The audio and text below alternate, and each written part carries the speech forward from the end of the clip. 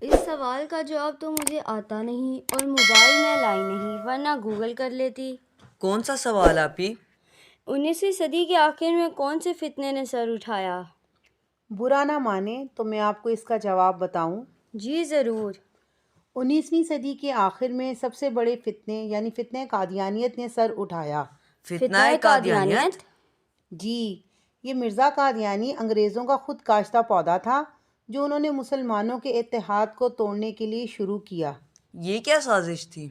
ایک شخص مرزا مالون نے نبی ہونے کا دعویٰ کیا اور ختم نبوت پر مسلمانوں کو شک میں ڈالنے کی کوشش کی۔ جیسے مسلمہ کذاب اور اسود انسی نے کی تھی۔ جی بالکل ٹھیک کہا آپ نے، شاباش۔ لیکن مرزا مالون نے اس کے ساتھ ہی کبھی خود کو نعوذ باللہ عیسیٰ کہا، کبھی مہدی کہا، حد تو یہ ہے کہ کبھی خود کو خدا ہی کہہ بیٹھا۔ استغفر اللہ! یہ انگریز ہمیشہ ہی ہمارے دشمن رہے ہیں۔ جزاک اللہ خیرن کثیرا، آپ نے میری مدد کی۔ Watch, like, subscribe our channel. Thanks for watching.